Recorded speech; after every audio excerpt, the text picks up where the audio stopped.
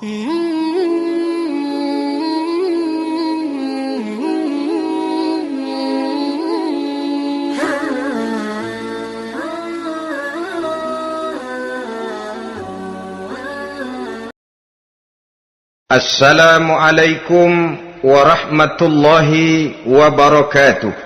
Waalaikumsalam warahmatullahi wabarakatuh. Bismillahirrahmanirrahim. Alhamdulillahi rabbil alamin. Wassalatu wassalamu ala ashrafil anbiya'i wal mursalin, sayyidina wa maulana Muhammadin wa ala alihi wa ashabihil mujahidin at-tahirin, amma ba'du. Saudara-saudara kaum muslimin rahimakumullah, agama mengajarkan bahwa di dalam melaksanakan segala macam pekerjaan hendaklah dilaksanakan dengan penuh hati-hati dan perhitungan.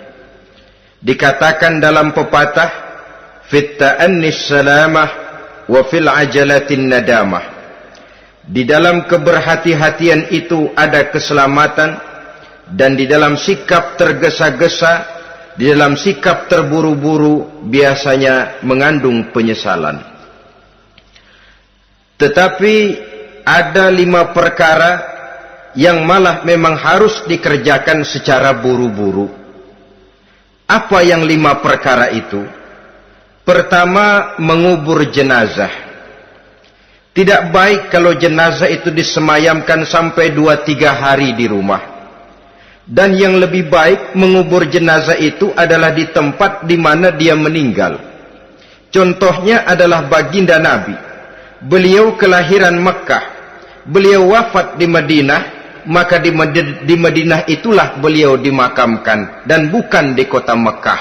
Karena prinsipnya agama menginginkan kemudahan dan tidak menginginkan kesukaran. Hal kedua yang harus dikerjakan dengan segera ialah mengawinkan anak perempuan. Apabila kita mempunyai anak perempuan, sudah sampai usianya untuk memasuki ambang pintu pernikahan, dan dia sudah minta untuk dinikahkan, maka segeralah orang tua menikahkannya atau mengawinkannya. Sebab biasanya anak perempuan, apalagi di zaman sekarang, kalau tidak segera dikawinkan oleh orang tuanya, dikhawatirkan dia akan kawin sendiri. Dan itu tentu akhirnya akan merepotkan kedua orang tuanya. Hal ketiga yang harus dikerjakan dengan segera dan buru-buru ialah membayar hutang. Apabila kita sudah berhutang kepada seseorang dan sudah ada uang untuk membayarnya, bersegeralah untuk membayar. Sebab kalau ditunda besok, lusa, atau hari minggu depan, dikhawatirkan uangnya akan terpakai untuk kepentingan-kepentingan yang lain, dan hutang akan tetap tinggal hutang, tidak pernah terbayar adanya. Hal keempat yang harus disegerakan ialah menghidangkan makanan untuk orang musafir yang kebetulan menjadi tamu di rumah kita. Dan hal yang kelima yang harus dilakukan dengan buru-buru, dengan segera, bertaubat apabila mengerjakan perbuatan dosa. Hal kelima inilah yang akan kita bicarakan pada pertemuan kita kali ini, yaitu tentang taubat kepada Allah Subhanahu wa ta'ala. Taubat berasal dari kata-kata taba yatubu, yang isim masdarnya adalah taubatan. Artinya sama dengan roja'a yarji'u, ada ya'udu, pulang atau kembali. Bertobat maksudnya kembali dari yang dilarang oleh Allah. Kalau dalam perjalanan hidup ini kita suka menerjang larangan-larangan Allah, melaksanakan apa-apa yang dilarang olehnya, maka taubat artinya meninggalkan larangan-larangan itu dan kembali kepada apa yang diperintah oleh Allah Subhanahu wa ta'ala. Kenapa taubat ini harus disegerakan? Karena makhluk bernama manusia ini sulit melepaskan diri dari dosa dan salah. Nabi bersabda, kullu bani Adam khatta'un wa khairul khatta'ina tawwabun. Setiap anak Adam, yakni setiap manusia, pasti mempunyai dosa dan kesalahan. Dan sebaik-baik orang yang mempunyai dosa dan kesalahan ialah orang yang segera bertaubat. Dengan kata lain, orang yang baik sesungguhnya bukanlah orang yang tidak punya salah, karena tidak ada orangnya yang tidak punya salah. Tetapi orang yang baik adalah orang yang apabila melakukan kesalahan, dia segera sadar, dijadikannya kesalahan itu sebagai pelajaran untuk tidak diulanginya lagi pada masa-masa yang akan datang. Inilah yang digambarkan oleh Allah Subhanahu wa taala dalam surah Ali Imran ayat 135. Walladzina iza fa'alu fahishatan, dan orang-orang yang apabila mereka terjatuh ke dalam perbuatan dosa, au zalamu anfusahum, atau berbuat zalim kepada diri mereka sendiri, dzakarullaha fastaghfaru lidzunubihim, mereka segera ingat kepada Allah dan memohon ampun terhadap dosa yang pernah mereka kerjakan. Saudara-saudara kaum muslimin rahimakumullah, sejak awalnya iblis memang sudah memproklamirkan diri di hadapan Allah Subhanahu wa taala. Apa kata iblis? Ya Rabbi wa izzatika la azalu aghwi bani Adam ma damat arwahuhum fi ajsadihim. Ya Allah, demi kemuliaan-Mu saya bersumpah, kata iblis, saya akan selalu memperdayakan anak-anak Adam. Saya akan selalu menggoda manusia selama ruh mereka masih ada di dalam jasad mereka. Jadi selama ruh masih ada di dalam jasad, selama itulah iblis akan selalu berusaha menggelincirkan manusia untuk jatuh ke tempat-tempat salah dan ke tempat-tempat dosa. Tetapi kemudian Allah juga memberikan jaminan. Allah menjawab proklamasi iblis ini, wa izzati wa jalali ya mal'un la azalu aghfiru lahum mastaghfaru. Demi kehormatanku, demi kemuliaanku, hai mal'un, hai yang terkutuk, hai iblis, kalaupun engkau selalu memperdayakan manusia, kalaupun engkau selalu menipu dan menggoda mereka sepanjang ruh mereka masih ada di dalam jasad, aku akan senantiasa memberikan ampun kepada mereka sepanjang mereka memohonkan ampun kepadaku. Inilah jaminan dari Allah Subhanahu wa ta'ala. Saudara-saudara kaum muslimin rahimakumullah, oleh karenanya apabila kita berbicara tentang taubat, artinya kita berbicara tentang tingkah laku kita dalam kehidupan sehari-hari. Apa yang harus kita lakukan untuk sempurnanya satu taubat? Pertama, menyesal terhadap dosa yang pernah kita lakukan. Kadang-kadang ada juga orang bertaubat, tapi bukan nyesal terhadap dosa yang dia kerjakan, malah puas katanya. Dia ngomong sama teman-temannya, saya dulu zaman muda sudah kenyang judi, kenyang zina, kenyang mabuk-mabukan, sudah puas. Sekarang tinggal benernya saja, saya sudah taubat. Taubatnya sih bagus, tapi puasnya itu yang jelek. Kenapa harus dikatakan puas? Bukan puas, menyesal. Menyesal saya dulu. Kenapa hanyut terjebak dosa? Kenapa tenggelam di meja judi? Kenapa tenggelam di minum-minuman keras? Kenapa hanyut kepada perbuatan munkar dan maksiat? Saya menyesal sekali. Menyesal diperintah dan bukan malah puas. Dari rasa menyesal ini nanti timbul hal yang kedua, yaitu berniat tidak akan mengulangi lagi perbuatan dosa. Kalau menyesal tapi masih diulangi lagi, itu belum taubat yang sebenarnya. Saya kapok, menyesal, tidak mau minum minuman keras lagi. Besok tidak ada minuman keras, malah pusing, nyari kesana kemari. Itu belum taubat yang sebenarnya. Jadi setelah menyesal, berniat tidak akan mengulangi lagi perbuatan dosa itu. Kalau menyesal tapi masih diulanginya lagi, itu sama saja dengan main-main. Saudara-saudara kaum muslimin rahimakumullah, barangkali itu yang orang namakan dengan taubat sambal namanya. Kita kalau makan nasi pakai sambal, pedesnya bukan main, repot, marah, ngomel. Gila, sambal pedes bukan main, tobat sama sambal. Tobat sama sambal katanya. Tapi 2-3 hari kemudian dia makan lagi, nggak ada sambal, nyari. Kemarin sudah taubat-taubat, 2 hari kemudian malah nyari. Ini bukan taubat yang sebenarnya. Penyesalannya tidak diiringi dengan berniat untuk tidak mengulangi perbuatan dosa itu selama-lamanya. Saudara hadirin, kita sudah taubat, tidak mau lagi minum minuman keras. Datang teman, minum ya? Enggak mau. Kenapa? Saya sudah taubat. Yang benar, benar. Kalau dibayarin, tahu dah.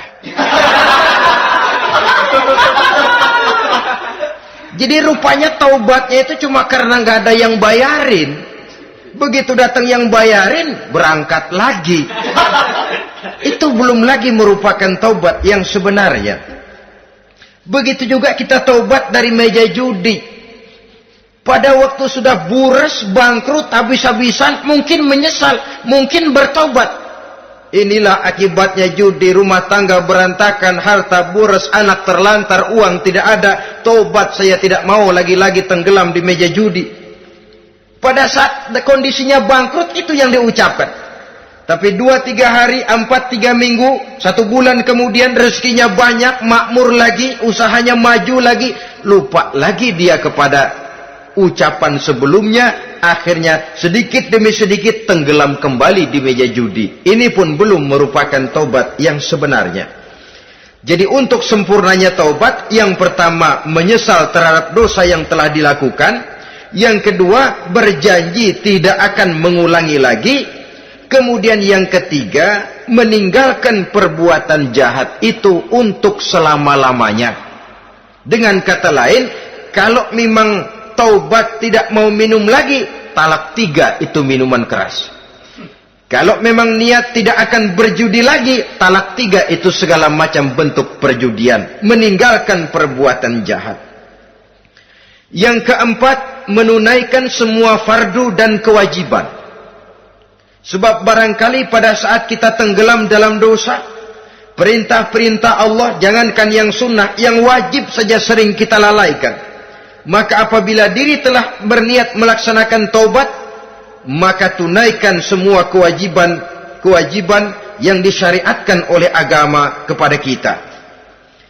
Yang kelima, meminta halal kepada para lawannya dengan termasuk mengembalikan hak milik orang lain. Ini kalau menyangkut hukukul adamiyin atau hak-hak manusia. Jadi kalau kita berdosa kepada sesama manusia, Allah belum akan menerima taubat kita kalau kita belum minta maaf kepada yang bersangkutan. Adapun kalau kita sudah minta maaf tapi yang bersangkutan tidak mau memberikan maaf, itu urusan dia kepada Allah. Urusan kita adalah meminta maaf kepada yang bersangkutan. Hal yang keenam, mendidik atau melatih diri untuk bertaat kepada Allah. Sebagaimana kita dulunya telah melatih diri, memperturutkan diri untuk berbuat durhaka. Lalu memperbaiki yang dimakan dan yang diminum. Itu juga merupakan ciri dari orang-orang yang melaksanakan taubat kepada Allah Subhanahu wa ta'ala. Kemudian apalagi memperbanyak istighfar di dalam kehidupan. Disabdakan oleh Nabi, inna likulli da'in dawa'un wa dawa'u zunubi al-istighfar. Sesungguhnya segala macam penyakit tentu ada obatnya, dan obat dari segala macam dosa adalah istighfar. Saudara-saudara kaum muslimin rahimakumullah.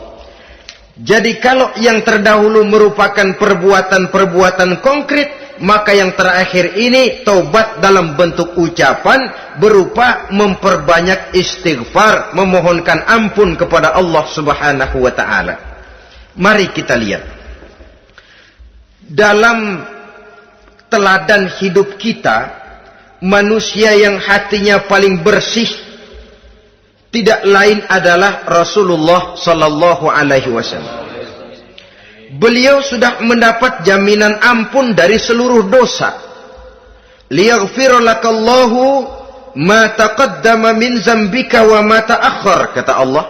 Muhammad, dosamu yang dahulu, dosamu yang sekarang, dosamu yang akan datang jikalau memang ada, seluruhnya sudah mendapat jaminan ampun dari Allah.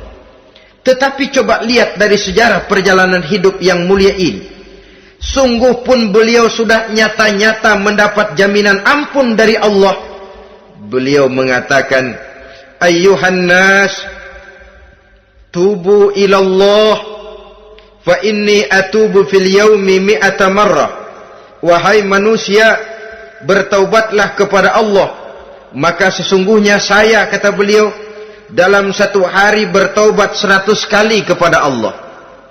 Dalam riwayat yang lain, sab'ina marrah, 70 kali beliau mengucapkan istighfar minimalnya dalam sehari semalam. Orang yang sudah nyata-nyata mendapat jaminan ampun dari Allah ini, satu hari satu malam istighfarnya minimal 70 kali. Apatah lagi kita yang nyata-nyata belum mendapat jaminan ampun dari Allah. Di dalam satu hadis diriwayatkan bahwa iblis laknatullah alaih pernah berkata, ahlaktun nasa bizzunubi wal ma'asi. Aku rusak dan aku hancurkan kehidupan manusia dengan dosa dan dengan segala macam perbuatan maksiat. Iblis menghancurkan manusia dengan menanamkan kegemaran berbuat dosa dan menanamkan kesukaan untuk bergelimang dalam dunia maksiat. Tetapi kemudian iblis mengakui, wa ahlakuni bila ilaha illallah wal istighfar. Tetapi kemudian terbalik, manusia menghancurkan aku dengan kalimat la ilaha illallah dan dengan istighfar, yakni mengucapkan astaghfirullahalazim. Inilah senjata pemungkas menghadapi upaya iblis untuk menghancurkan manusia.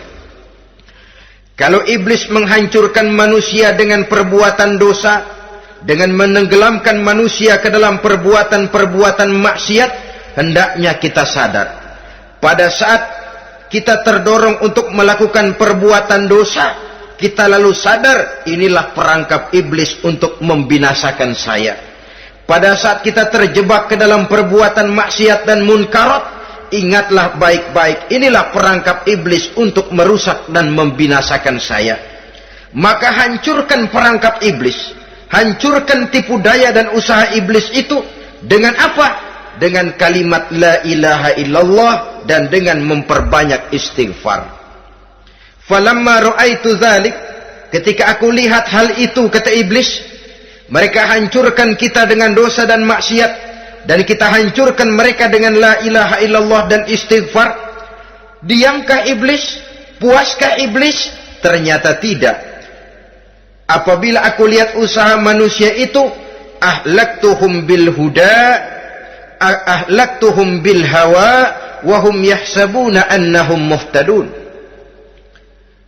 Apabila mereka hancurkan aku dengan la ilaha illallah dan istighfar, maka aku kembali menghancurkan mereka dengan mempergunakan hawa nafsu, sehingga mereka menyangka bahwa mereka adalah orang-orang yang mendapat petunjuk. Ditanamkan dalam diri kita perasaan bahwa kitalah orang yang paling benar, itu pun tipu daya iblis. Maka orang pintar itu baik, tapi merasa pintar itu jelek. Orang benar itu bagus, tapi merasa benar itu tidak baik. Karena biasanya orang kalau sudah merasa benar, lalu cenderung untuk menganggap orang lain tidak benar. Kalau sudah begitu, dia akan mengklaim diri, sayalah orang yang paling benar, yang lain tidak benar semuanya. Itu termasuk perangkap iblis juga, setelah kita gempur mereka dengan kalimat tahlil dan dengan kalimat istighfar. Saudara-saudara kaum muslimin rahimakumullah, Allah Maha Pengasih dan Maha Penyayang.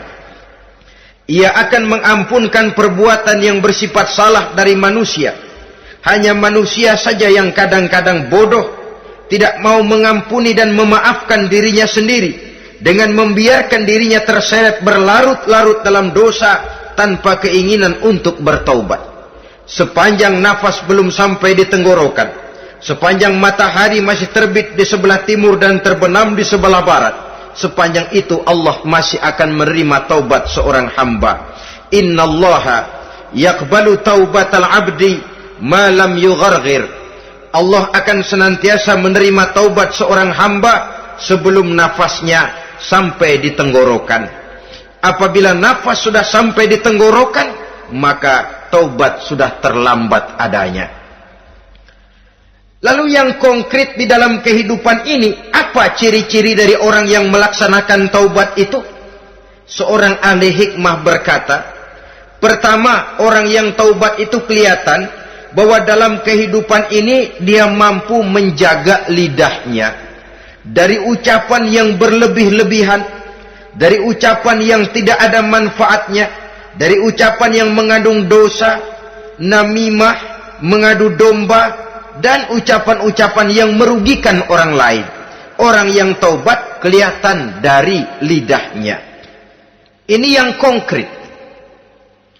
Yang kedua, orang yang taubat itu cirinya tidak ada lagi rasa dengki di hatinya. Tidak ada keinginan untuk membenci dan memusuhi orang lain. Kenapa? Dia sudah sibuk memikirkan kekurangan dirinya sendiri. Sehingga tidak ada waktu lagi untuk mengorek-ngorek, mencari-cari aib dan kekurangan pada diri orang lain. Ini makna ucapan Nabi, tuba liman syaghalahu aibuhu an uyubin nas. Beruntunglah orang yang kekurangan pada dirinya menyebabkan dia cukup sibuk sehingga tidak sempat mencari-cari dan mengorek-ngorek aib dan kekurangan orang lain. Berbeda dengan orang yang masih jauh dari sikap taubat. Selalu berusaha mencari dan mengorek-ngorek kekurangan orang lain, sementara aib dan kekurangan dirinya diumpetin. Ini namanya ilmu kancil. Orang lain disorotin, dia ngaling, ngumpet. Kerjaannya apa? Monten orang lain saja. Dia sendiri tidak mau diponten dan tidak mau memonten dirinya. Akibatnya apa? Sikap introspeksi tidak ada. Sikap mawas diri hilang. Sikap melihat, bercermin terhadap pribadinya sendiri hilang. Yang ada cuma menilai orang lain saja. Jadi adapun orang yang sudah bertaubat ini, di hatinya tidak ada dengki. Melihat orang lain mendapat nikmat, alhamdulillah, dia ikut bersyukur. Lain dengan orang yang jauh dari taubat. Tetangganya dapat nikmat, dia meriang. Tidak senang hatinya melihat orang lain senang. Orang melarat malah tepuk tangan. Saudara hadirin yang saya muliakan, orang yang semacam ini pada hakikatnya selalu disiksa oleh perasaannya sendiri. Kalau tetangganya yang kaya, ditanya kemana dukunnya. Tapi kalau tetangganya jatuh melarat, dia tepuk tangan, gembira bukan main. Lain dengan orang yang sudah bertobat, hasud itu hilang dari dirinya. So hasud inilah yang akan memakan kebaikan yang kita kerjakan. Kata Nabi, hasud itu bisa memakan kebajikan seperti api memakan kayu bakar. Allahu Akbar. Puasa kita, zakat kita, sholat kita, habis keropos dimakan oleh sifat hasud. Tidak terasa, tapi begitu kita punya sifat dengki kepada orang lain, maka sholat kita dimakan oleh dengki tadi, puasa kita dimakan oleh dengki tadi, segala macam kebaikan yang kita kerjakan dimakan oleh si dengki tadi, seperti api memakan kayu bakar, cepat sekali. Itulah sebabnya bagaimanapun banyak kebaikan yang sudah kita kerjakan, jangan bangga dan jangan lalai. Sebaliknya, bagaimanapun besar dosa dan kesalahan yang pernah kita lakukan, jangan putus asa dari rahmatnya Allah Subhanahu wa ta'ala. Jadi yang kedua, ciri orang yang bertaubat, di hatinya tidak ada dengki dan tidak ada rasa ingin memusuhi orang lain. Dia berhadapan dengan setiap orang dengan modal husnuzon, baik sangka kepada Allah. Tidak a priori. Kadang-kadang ada orang ketemu saja baru tapi sudah punya rasa jelek. Diperturutkannya suuzonnya. Yang ketiga, ciri orang bertaubat itu menjauhkan diri dari pergaul dengan orang-orang jahat. Sebab kita tahu bahwa pergaulan sangat besar pengaruhnya dalam ikut membentuk kepribadian manusia. Asyariku wa fi syarri syarrun.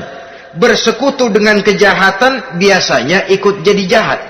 Walaupun secara langsung tidak melakukan kejahatan, tapi sudah termasuk dalam jamaah yang jahat juga namanya.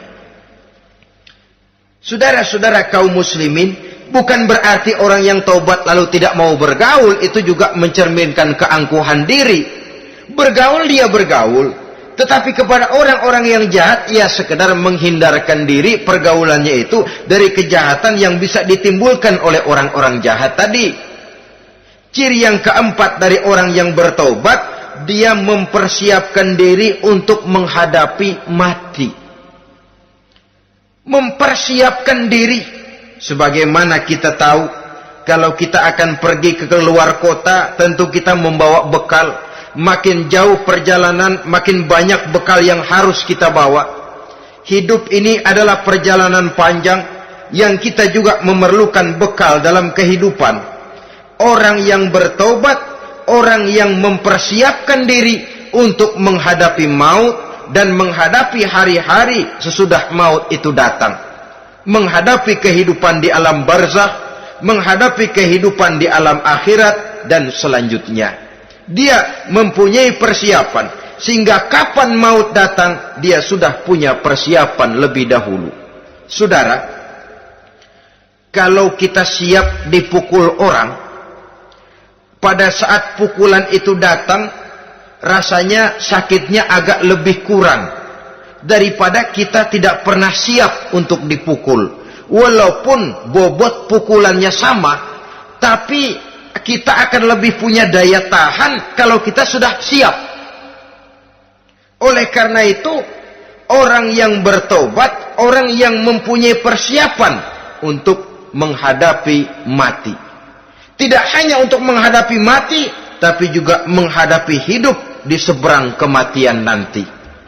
Maka karenanya dia sibuk dengan dunianya, tapi juga dia lebih sibuk dengan akhiratnya. Dia tenggelam dalam berbagai macam kesibukan dunia, lain saat dia memfanakan diri untuk membekali diri menghadapi kehidupan sesudah hidup yang sekarang ini. Ciri-ciri ini tentu akan kelihatan dari gerak hidup seseorang. Saudara-saudara kaum muslimin rahimakumullah. Jadi dengan kata lain, kalau kita kembali kepada surah Ali Imran ayat 135 tadi, apabila dalam kehidupan terjebak kita kepada perbuatan dosa atau zalim kepada diri sendiri, zakarullah, segeralah mengingat Allah, fastaghfaru li dzunubihim, dan segera memperbanyak istighfar, memohon ampun kepada Allah Subhanahu wa ta'ala. Sebab dosa dalam Islam hanya bisa ditebus dengan taubat. Bukan dengan uang, bukan dengan beras, bukan juga dengan piagam. Dosa dalam Islam hanya bisa ditebus dengan melaksanakan taubat kepada Allah. Dan untuk bertaubat tidak usah ngulur waktu.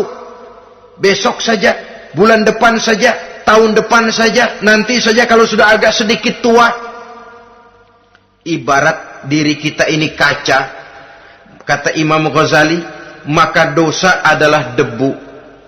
Apabila kaca kena debu, sedikit nempel debu, lalu dilap, sedikit nempel debu, terus dilap lagi, insya Allah kaca akan tetap bersih. Tapi kalau kita menunggu debu sampai banyak, apalagi sampai berurat, berkarat, nanti akan sulit membersihkannya. Demikian hati manusia itu. Kalau sudah dihinggapi oleh dosa, ditumpuknya lagi, berkarat dosa dalam hati, biasanya berat untuk melaksanakan taubat. Untuk lebih meningkatkan pengertian kita tentang ciri dari orang-orang yang bertaubat, mari kita ikuti sebuah dialog yang pernah terjadi antara Rasul dengan para sahabat. Satu hari ketika sedang berkumpul dengan para sahabat, baginda Rasul bertanya, "Atadruna manit taib?" Saudara-saudara, tahu enggak saudara-saudara, siapa sebenarnya orang-orang yang bertaubat itu? Macam-macamlah jawaban para sahabat, tapi yang jelas akhirnya mereka berkata, Allahu wa rasuluhu a'lam. Allah dan Rasulnya yang lebih tahu siapa sebenarnya orang yang bertaubat itu. Atas jawaban ini, baginda Rasul lalu menegaskan. Pertama, man taba wa lam yata'allamil ilma falaysa bitaibin. Siapa orang yang mengaku bertaubat kepada Allah, lalu dia tidak mau mencari ilmu, tidak mau belajar, falaisa bitaibin, maka dia belum termasuk orang yang bertaubat. Jadi di sini jelas bahwa bukan hanya dari dosa kita bertaubat, juga bertaubat dari kebodohan.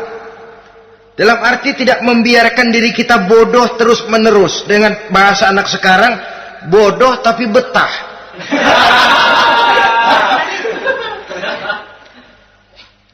Orang yang mengaku bertaubat tapi tidak menggali ilmu, tidak mau belajar, tidak mau mencari ilmu, tidak hadir di mana majelis taklim, belum dianggap taubat yang sebenarnya. Jadi grafik orang yang taubat itu kelihatan dari kesungguhannya mencari ilmu, menghadiri majelis taklim, menghadiri kuliah-kuliah, ceramah-ceramah dan diskusi-diskusi keagamaan. Rakus dia dengan ilmu pengetahuan agama. Sehingga dengan ilmunya taubatnya semakin mantap. Ini ciri yang pertama. Lalu beliau bersabda lagi, "Wa man taba wa lam yazdad fil ibadati falaysa bitaibin." Barang siapa yang mengaku bertaubat tapi ibadahnya tidak tambah-tambah, maka dia belum termasuk orang yang taubat. Orang yang bertaubat ada grafik peningkatan ibadahnya. Jadi kalau mulutnya taubat, minta ampun, tapi ibadahnya gitu-gitu aja, belum merupakan taubat yang sebenarnya. Jadi pada saat dia melaksanakan taubat, memproklamirkan diri untuk kembali ke jalan Allah, nilai ibadahnya meningkat. Kalau sholatnya tadinya cuma sekedar yang wajib-wajib saja, setelah dia taubat, bertambah melaksanakan yang sunnah, rawatibnya, qobliyah, ba'diyahnya, atau kemudian nawafilnya berupa tahajud, hajat, duha, istikharah, dan solat-solat sunnah lainnya. Jadi kelihatan dari peningkatan ibadahnya. Ini ciri yang kedua. Yang ketiga kata Nabi lagi, wa man taba wa lam yardal khusama falaisa bitaibin. Barang siapa yang mengaku bertaubat kepada Allah tapi dia tidak bisa meridhoi musuh-musuhnya, maka belum lagi dia dianggap orang yang bertaubat. Meridhoi, memaafkan musuh. Saudara, memberi maaf itu lebih sulit daripada minta maaf. Tapi memberi maaf lebih mulia daripada minta maaf. Minta maaf gampang, memberi maaf yang sulit. Karena itu orang yang memberi maaf menunjukkan jiwa yang lebih luhur daripada orang yang minta maaf. Sebab apa? Posisi orang yang memberi maaf kan posisi orang yang menang. Biasanya dalam posisi menang orang gampang congkak dan sombong. Orang datang minta maaf kepada kita, lalu timbul keseganan. Iya, minta maaf sih gampang. Memberi maaf itu yang sulit, tapi itu yang sangat dianjurkan, dan itu merupakan ciri dari orang-orang yang bertaubat. Lalu apalagi?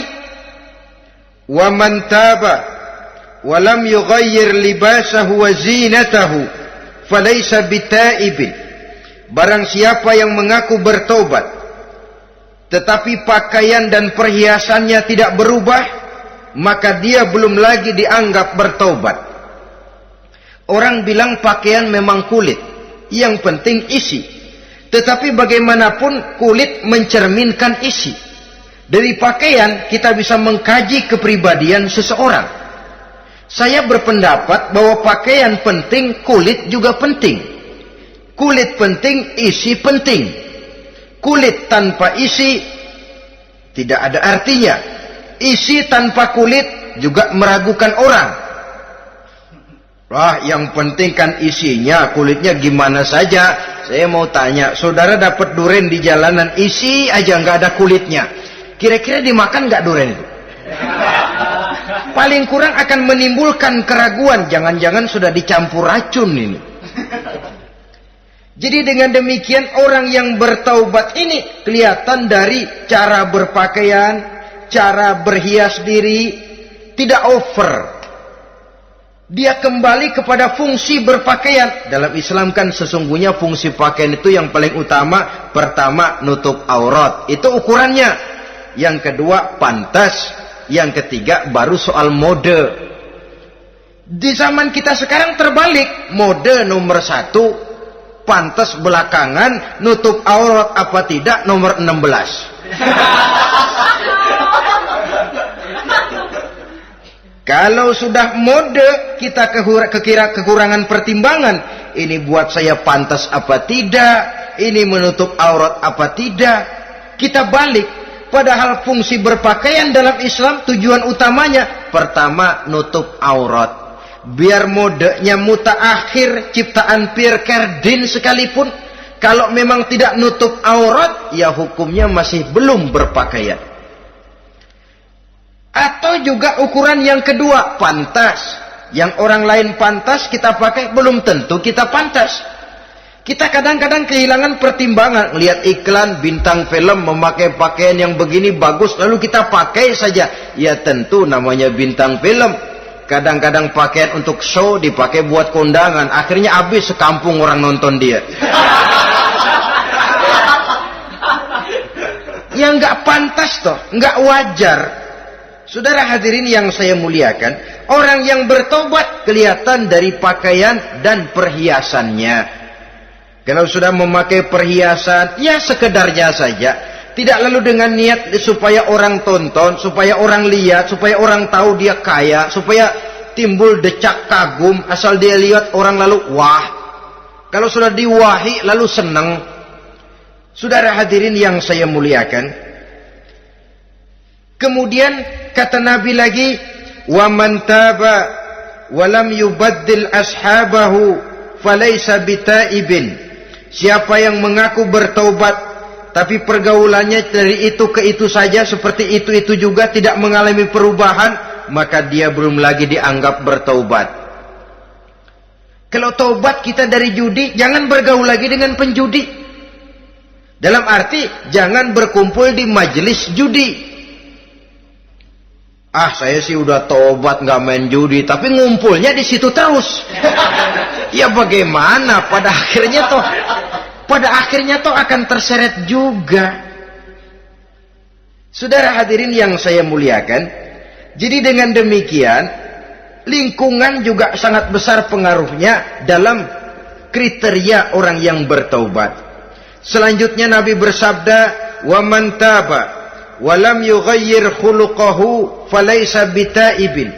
Siapa yang mengaku bertaubat tapi akhlaknya, budi pekertinya tidak mengalami perubahan, maka orang itu pun belum dianggap bertaubat.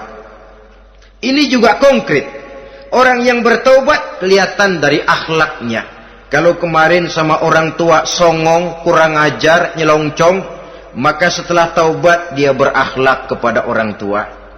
Kalau kemarin kepada anak muda menindas, tidak senang kepada anak muda yang maju, setelah dia taubat, dia bisa menyayangi kepada anak-anak muda. Akhlak ini lain dengan adat, istiadat. Adat biasanya hanya memandang yang lahir, sedangkan akhlak zahir batin dipandang. Contoh, seorang anak muda kalau lewat di depan orang tua membungkukkan badan, menurut adat dia sudah sopan. Tapi menurut akhlak belum tentu berakhlak, tergantung kepada niatnya apa membungkukin badan. Permisi apa ngina? Kan mungkin saja orang membungkukkan badan lewat di depan aki-aki karena menghina, sebab aki-aki itu badannya udah bungkuk. Jadi gerakan zahir yang baik yang diiringi dengan niat yang baik, itulah cerminan daripada akhlak. Kalau adat terlepas dari soal niat. Asal zahirnya sudah oke, menurut adat, oke dia beradat. Niatnya apa? Adat tidak pernah menilai. Maka orang yang bertaubat pun kelihatan dari akhlaknya. Dan akhlak itu adalah keseluruhan tingkah hidup manusia. Cara berjalan ada akhlak, cara makan ada akhlak, cara duduk ada akhlak, cara tidur ada akhlak. Sehingga pantas ketika Siti Aisyah ditanya, Aisyah, Rasulullah itu akhlaknya apa sih? Beliau menjawab, karena Rasulullah khuluquhul Quran. Rasulullah itu akhlaknya Quran. Sehingga di kalangan ilmuwan lalu ada ungkapan bahwa Nabi Muhammad adalah Quran berjalan. Maksudnya seluruh konsepsi Quran sudah diterjemahkan dalam kehidupan Nabi. Maka tidak heran kalau Islam mengatur kehidupan manusia sejak yang sekecil-kecilnya sampai yang sebesar-besarnya. Cara berpakaian ada akhlaknya, kan begitu toh dalam Islam. Saudara diri di depan kaca, ngaca, ada akhlaknya, ada bacaannya. Allahumma kama hassanta khalqi fahassin khuluqi. Sampai saudara masuk ke dalam WC sekalipun ada akhlaknya. Karena akhlak adalah keseluruhan gerak hidup manusia. Orang yang bertobat kelihatan dari perubahan akhlaknya. Kemudian beliau bersabda, "Wa man taba wa lam yatwi firashahu wa bisatahu falaysa bitaibin." Siapa orang yang mengaku bertobat tetapi dia tidak menggulung tempat tidur dan spraynya, maka dia belum dianggap bertobat. Ini bahasa kinayah. Menggulung spray, melipat tempat tidur artinya lebih banyak ibadahnya daripada tidurnya. Kalau ngaku taubat tapi sehari 24 jam, 22 jam tidur, cuma 2 jam ibadah, ya belum mencapai kriteria itu. Dengan kata lain, orang apabila sudah memproklamirkan diri untuk taubat, menyingsingkan lengan baju, melipat spray, menggulung tempat tidur. Bukan berarti dia tidak tidur-tidur, tetapi bersiap diri untuk melaksanakan ibadah yang pada saat dia terjebak dalam dosa, sudah banyak ibadah yang ditinggalkannya. Saudara-saudara kaum muslimin rahimakumullah. Kemudian beliau bersabda pula, "Wa man taba wa lam yatasaddaq falaysa bitaibin."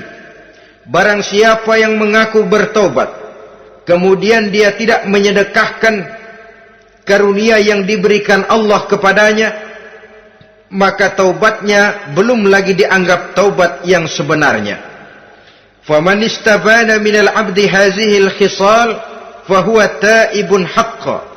Apabila nyata tanda-tanda ini pada diri seorang hamba, maka barulah taubatnya dinamakan taubat yang sebenarnya. Jadi untuk taubat itu ada 2 jalan yang bisa kita tempuh. Pertama, taubat dengan lisan, taubat dengan ucapan. Dalam artian apa? Memperbanyak istighfar. Istighfar yang mana? Yang mana yang mungkin saja. Kalau waktunya sempit, ya istighfar yang pendek-pendek. Astaghfirullah, astaghfirullah, astaghfirullah. Mau yang lebih panjang, astaghfirullahalazim, allazi la ilaha illa huwal hayyul qayyum wa atubu ilaih min jami'il ma'asi waz zunub, la haula wa la quwwata illa billahil aliyyil azim. Ada waktu yang lebih panjang lagi membaca Sayyidul Istighfar. Tiap kali berbuat jahat, tiap kali diiringi dengan istighfar. Nah, ini yang bisa runtuh dengan istighfar ini dosa apa? Dosa yang ringan, dosa yang biasanya dilakukan oleh panca indera kita. Mata, ini dosa mata, insya Allah bisa runtuh dengan istighfar. Ngelihat yang haram, cepat nunduk, astagfirullah. Habis nunduk, jangan ngeliatin lagi.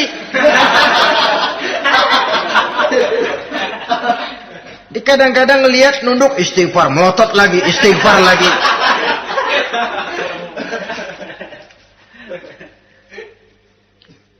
Saudara hadirin yang saya muliakan, kata Imam Ali, nazratul ula laka wasaniyatu alaika. Ini dalam menjaga mata. Pandangan pertama rezekimu kelihatan, namanya kelihatan kan rezeki. Pandangan pertama rezekimu, ulangannya dosamu. Ulangannya ini yang bisa membawa dosa. Dosa karena lidah mengucapkan kata-kata yang menyakitkan orang.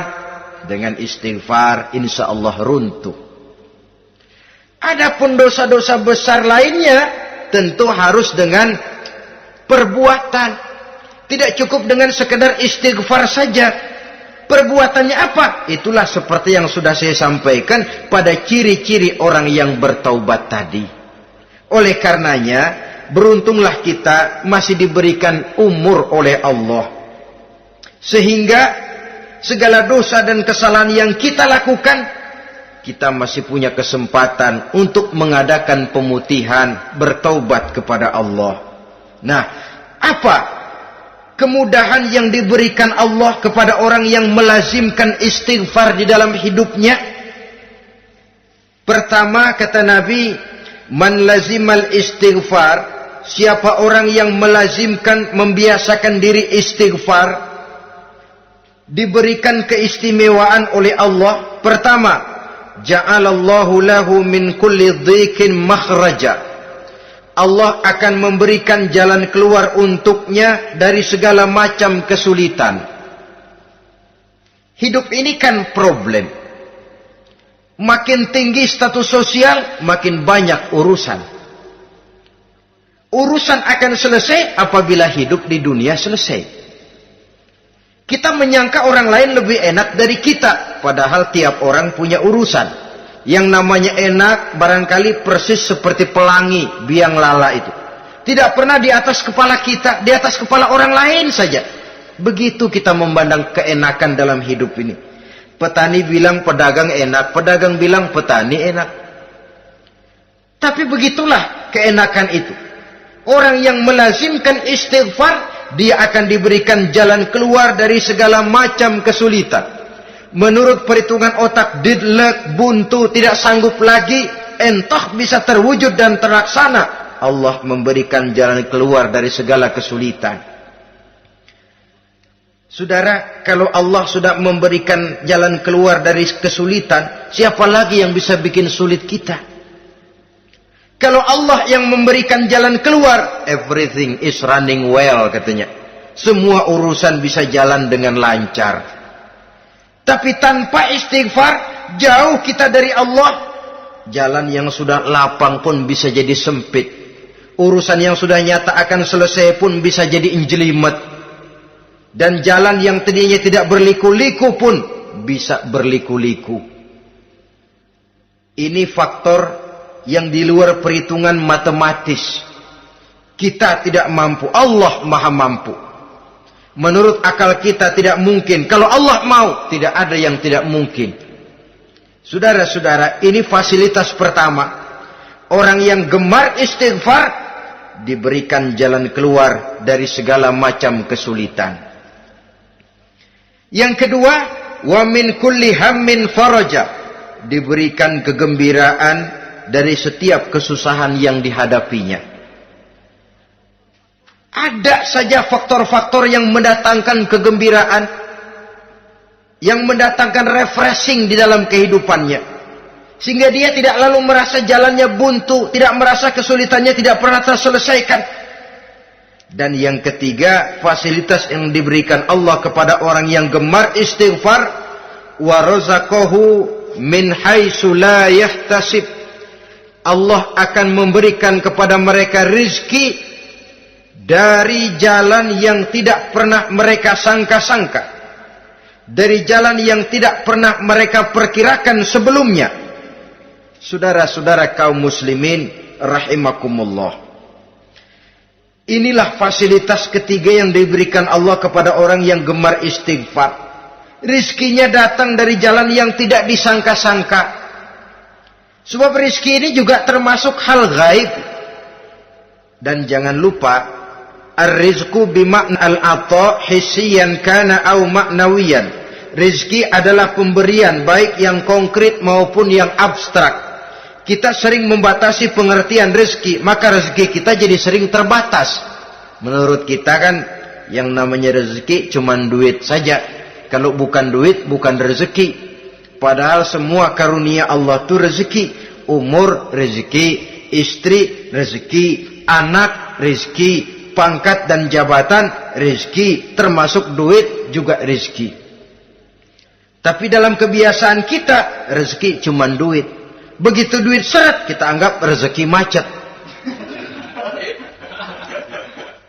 Maka akhirnya kita tidak bersyukur kepada Allah. Padahal mungkin di sektor duit macet, tapi rezeki dari segi lain, ilmu barangkali tambah, wibawa naik, pangkat naik, anak tambah, itu juga merupakan rezeki. Saudara-saudara kaum muslimin rahimakumullah, orang yang gemar istighfar ini diberikan rezeki dari jalan yang tidak disangka-sangkanya. Dibukakan perbendaharaan Allah untuknya. Sehingga rezekinya datang dari cara yang tidak disangka-sangka. Allah Maha Kaya. Kalau dia mau, la mani'a lima a'taita wa la mu'tiya lima mana'ta. Tidak satu kekuatan pun yang mampu mencegah apa yang hendak diberikan Allah.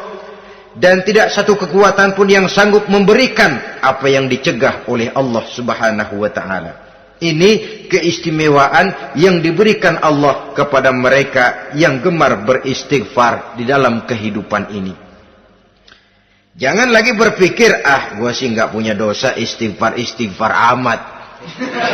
Sombong, saudara-saudara. Manusia itu lebih baik merasa banyak dosa daripada merasa tidak punya dosa. Tanda orang bahagia, kata Nabi 4. Pertama, orang yang selalu ingat kepada kesalahan yang pernah dia lakukan. Itu orang bahagia. Selalu ingat kepada kesalahan yang pernah dilakukannya. Sehingga pada saat akan melakukan kesalahan yang baru, dia mikir-mikir. Dosa gue yang kemarin udah 3 keranjang, nih nambah lagi. Ingatannya terhadap kesalahan yang lalu akan merupakan langkah preventif yang mencegah dirinya untuk tidak menambah kesalahannya. Orang bahagia, orang yang selalu ingat kesalahan yang pernah dia lakukan, terbayang di pelupuk mata, bukan ngumpet-ngumpetin dosa. Sebab apa yang mau kita umpetin di hadapan Allah?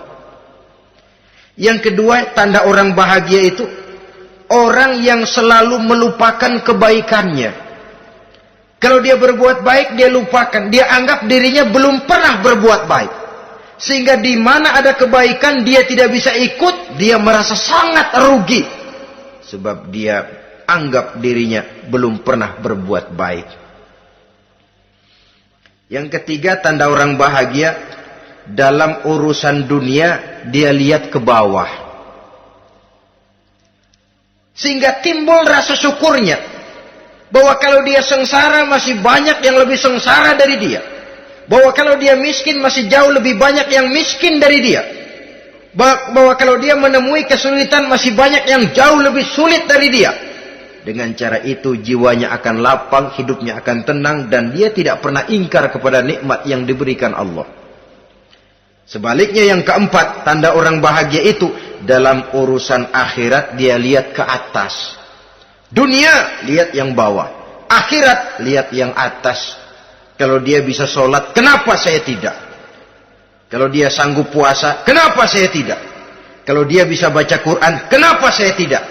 Timbul panas, nyontoh ibadah mendatangkan kebahagiaan. Rakus ibadah malah dianjurkan. Rakus dunia malah tercela. Nah, lawanannya orang celaka, saudara-saudara. Orang celaka juga tandanya 4 lawanan yang tadi itu. Pertama, orang yang selalu melupakan kesalahannya. Kalau berbuat dosa lupa, sok bersih. Alah, dosa gue mah dikit. Saudara hadirin yang saya muliakan, orang yang selalu melupakan kesalahan, menganggap dirinya bersih, akhirnya kalau ingin berbuat dosa nggak mikir-mikir, tidak ada lagi yang ditimbang-timbang. Selanjutnya, yang kedua, orang celaka itu orang yang selalu mengingat kebaikannya. Akhirnya apa? Timbul sifat nepuk dada, membanggakan jasa, lahirlah pahlawan-pahlawan kesiangan. Selalu membanggakan diri, nepuk dada. Kalau enggak saya, kalau enggak saya. Itu masjid, kalau enggak saya. Itu pesantren, kalau enggak saya. Itu umat, kalau enggak saya. Kalau enggak saya. Memangnya kalau enggak sampean kenapa?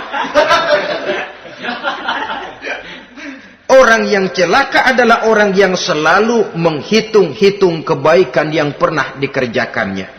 Keikhlasannya kurang. Makin dia hitung, makin kurang nilai pahalanya. Makanya kalau berbuat baik, ya anggap saja buang sampah, gak usah ditengok-tengok, gak usah diingat-ingat, dan gak usah mengharap orang yang kita tempat berbuat baik akan membalas kebaikan. Saudara hadirin yang saya muliakan, yang ketiga tanda orang celaka dalam urusan dunia, ngelihatnya ke atas, panasnya timbul.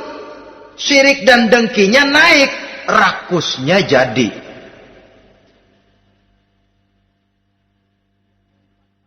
Timbul sifat panasnya itu, tidak mau ngerti.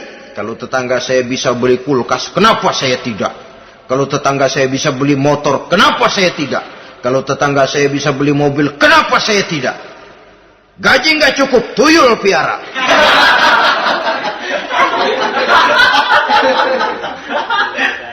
Orang itu kalau sudah didorong oleh rakus kan bisa jadi menghalalkan segala macam cara untuk mencapai tujuan. Dibakar oleh sifat tamak dan rakus bin serakah. Nah, kalau sudah didorong oleh rasa rakus, yang segera tersingkir pertama rasa malu. Orang kalau sudah rakus nggak ada malunya, rasa malunya hilang. Padahal syarat jadi orang itu kan kalau punya rasa malu. Nggak punya rasa malu, kurang syarat jadi orang. Akan bagaimana jadinya masyarakat, bahkan bangsa dan negara, kalau rakyatnya sudah tidak punya rasa malu. Yang kedua rasa takut hilang, terutama takut kepada Allah. Sirna sama sekali. Sudah tujuan menghalalkan cara.